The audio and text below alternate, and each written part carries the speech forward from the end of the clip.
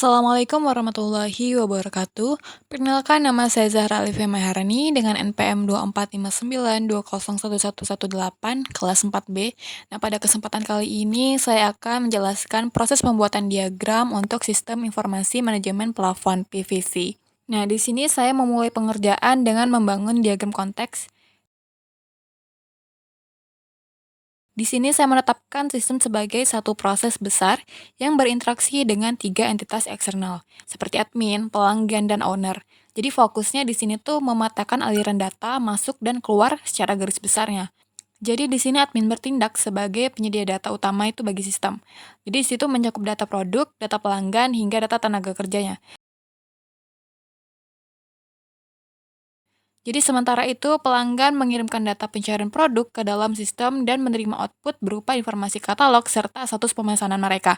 Nah, terakhir di sini saya menghubungkan sistem ke owner untuk menghasilkan laporan akhir yang krusial bagi pemantauan bisnisnya.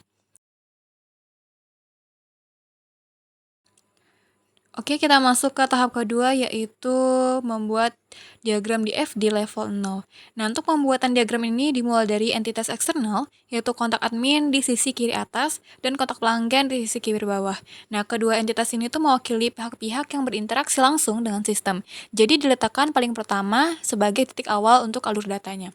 Nah, setelah itu dibuat 5 proses utama yang digambarkan sebagai lingkar-lingkaran di bagian tengah, disusun dari atas ke bawah secara berurutan dimulai dari proses 1.0 yaitu login, 2.0 itu olah data master, kemudian yang ketiga transaksi pemesanan, yang keempat manajemen pembayaran, yang kelima itu pencarian dan informasi. Berikutnya dibuat data store atau tempat penyimpanan data, yaitu kotak-kotak berlabel D1 sampai D6 di sisi sebelah kanan. D1 itu untuk data user, D2 data produk, D3 data pelanggan, D4 data tenaga kerja, D5 itu data pemesanan, dan D6 itu data pembayaran. Nah, setelah semua elemen berbentuk, barulah dilakukan penyambungan alur data. Jadi yang pertama dari admin ke proses-proses yang berhubungan dengannya. Admin mengirim username dan password ke proses login, lalu mengirim input produk, pelanggan, dan tim ke proses olah data master. Nah, arah balik juga digambar seperti status login dan konfirmasi data yang kembali ke admin.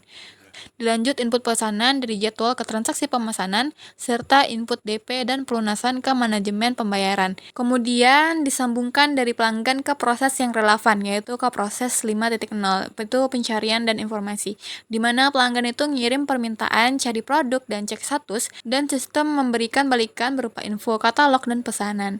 Nah, selanjutnya, masing-masing proses itu dihubungkan ke data store yang sesuai, kayak login terhubung ke D1, data master terhubung ke D2, D3, dan D4, transaksi pemesanan mengambil data dari D3 dan menyimpannya ke D5. Nah, manajemen pembayaran itu membaca D5 dan menyimpan ke D6, dan pencarian informasi mengakses data yang relevan dari data store yang ada. Terakhir, itu dihubungkan ke entitas owner. Nah, di sisi kanan bawah yang menerima output berupa laporan pemesanan dari D5 dan laporan pembayaran dari D6, itu owner jadi pihak penerima laporan akhir dari sistem. Jadi kayak ditempatkan dan disambungkan paling akhir. Yang ketiga, di sini saya membuat use case diagram untuk menggambarkan aspek fungsionalitas dari sudut pandang pengguna.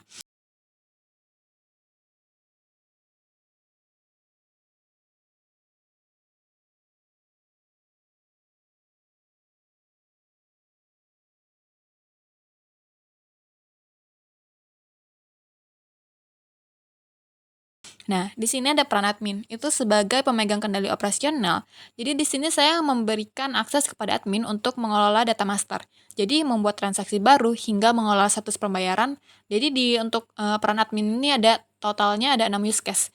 Nah, untuk peran pelanggannya. Nah, untuk pelanggan di sini saya membatasi fungsinya. Jadi kayak hanya pada pencarian dan pengecekan status pesanan aja. Jadi sesuai dengan aturan sistem.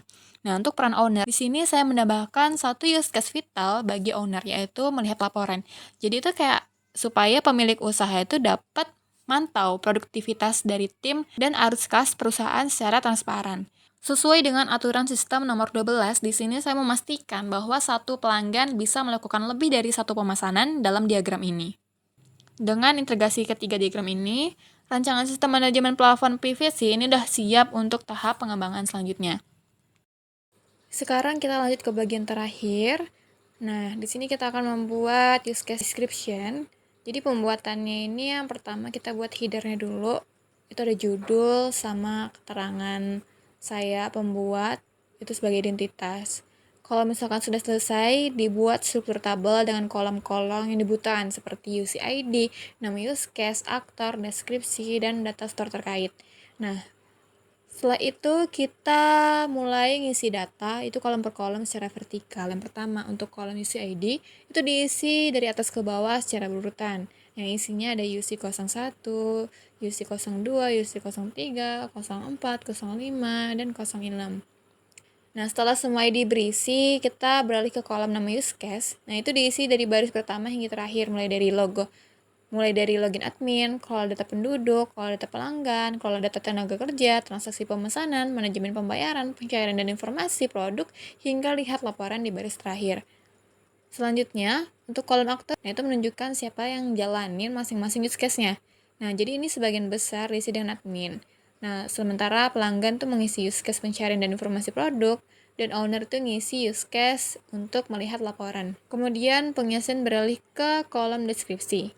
Nah, di sini diisi satu persatu, dari atas sampai ke bawah, itu kita jelasin secara singkat fungsi dari setiap use case. Dan misalnya UC01 itu menjelaskan proses autentikasi login. Nah, untuk UC02 itu jelasin tentang pengelolaan data produk, plafon, PVC, dan seterusnya hingga UC yang terakhir. Yang dimana UC yang terakhir itu jelasin owner menerima dan melihat laporan pemesanan dan pembayaran.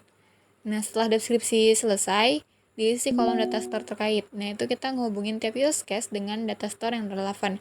Misalnya seperti UC01 itu terhubung ke D1 data user, UC02 ke D2 data produk, UC03 ke D3 data pelanggan, UC04 ke D4 data tenaga kerja, UC05 ke D3, D4 dan D5, UC06 ke D5 dan D6 dan seterusnya.